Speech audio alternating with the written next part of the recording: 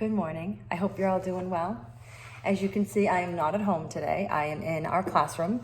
I thought it would be a special place to share my special story, which is Miss Rumphius, my favorite children's book. It's the book that I read at the beginning of the year. It's the book that I read throughout the year. It's the book that I read the last day of school. So I chose it to be my read aloud to all of you. Miss Rumphius by Barbara Cooney. Story and Pictures by Barbara Cooney. To St. Nicholas, patron saint of children, sailors, and maidens. The Lupin lady lives in a small house overlooking the sea.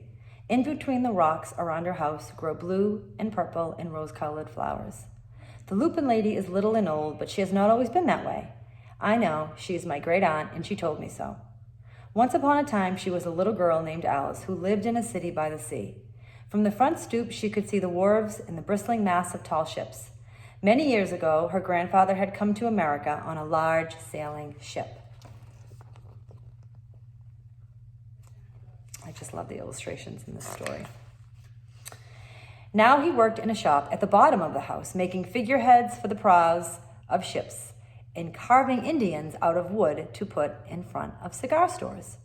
For Alice's grandfather was an artist. He painted pictures, too, of sailing ships in places across the sea. When he was very busy, Alice helped him put in the skies. And there she is, drawing the skies. In the evening, Alice sat on her grandfather's knee and listened to his stories of faraway places.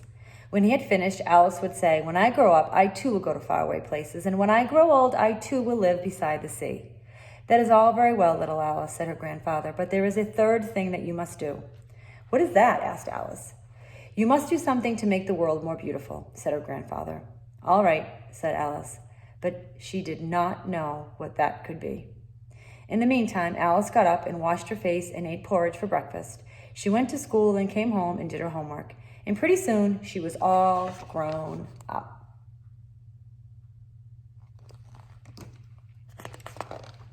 Then, my great-aunt Alice set out to do the 3 things that she had told her grandfather she was going to do. She left home and went to live in another city, far from the sea and the salt air. There she worked in a library, dusting books and keeping them from getting mixed up, and helping people find the ones they wanted. Some of the books told her about faraway places. People called her Miss Rumphius now.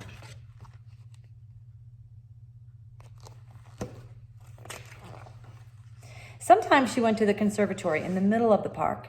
When she stepped inside on a wintry day, the warm, moist air wrapped itself around her, and the sweet smell of jasmine filled her nose. "This is almost like a tropical isle," said Miss Rumphius, "but not quite."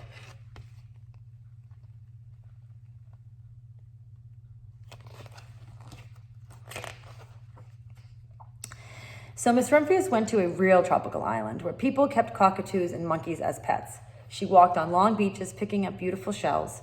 One day she met the Bapa Raja, king of a fishing village. "You must be tired," he said. "Come into my house and rest." So Miss Rumphius went in and met the Bapa Raja's wife.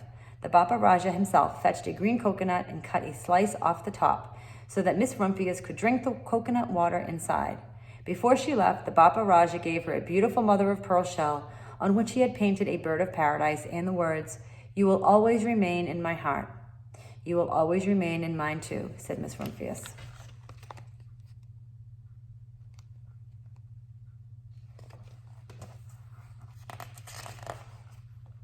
My great-aunt Alice Rumphius climbed tall mountains where the snow never melted. She went through jungles and across deserts. She saw lions playing and kangaroos jumping, and everywhere she made friends she would never forget. Finally, she came to the land of the lotus eaters, and there, getting off a camel, she hurt her back. "What a foolish thing to do," said Miss Rumphius. "Well, I have certainly seen faraway places. Maybe it is time to find my place by the sea." And it was, and she did.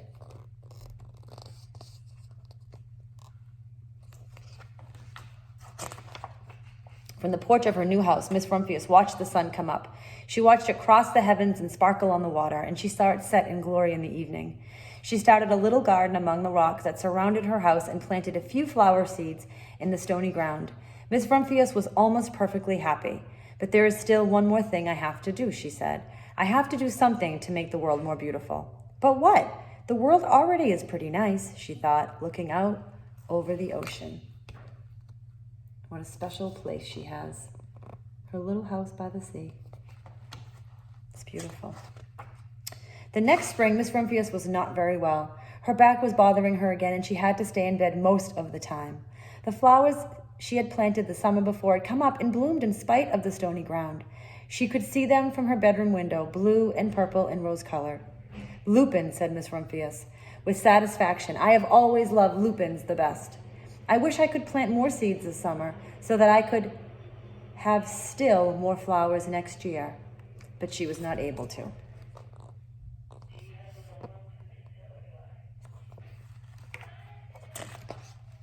After a hard winter, spring came. Miss Rumphius was feeling much better.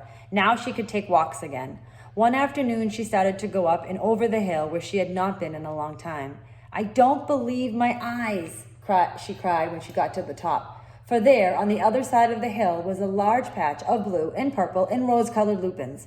It was the wind, she said as she knelt in delight. It was the wind that brought the seeds from my garden here, and the birds must have helped. Then Miss Rumphius had a wonderful idea. Do you recognize that illustration?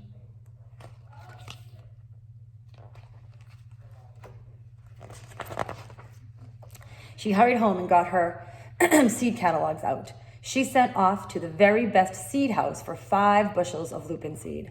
All that summer, Miss Rumphius, her pockets full of seeds, wandered over fields and headlands, sowing lupins. She scattered seeds along the highways and down the country lanes. She flung handfuls of them around the schoolhouse and back of the church. She tossed them into hollows and along stone walls. Her back didn't hurt her anymore at all. Now some people called her that crazy old lady.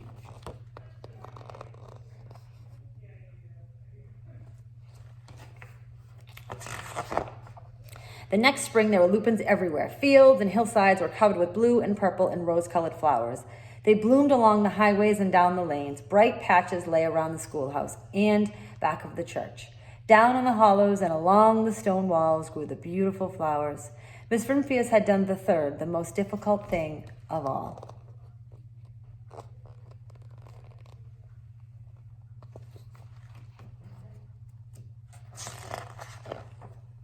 My great-aunt Alice, Miss Rumphius, is very old now. Her hair is very white. Every year there are more and more lupins. Now they call her the Lupin Lady. Sometimes my friends stand with me outside her gate, curious to see the old lady who planted the fields of lupins. When she invites us in, they come slowly. They think she is the oldest woman in the world. Often she tells us stories of faraway places. When I grow up, I tell her, I too will go to faraway places and come home to live by the sea. That is all very well, little Alice, says my aunt, but there is a third thing you must do. What is that, I ask. You must do something to make the world more beautiful. All right, I say.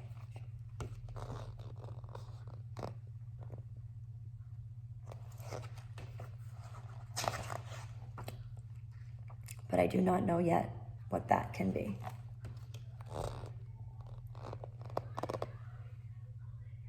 So, my loves, that is my challenge to you.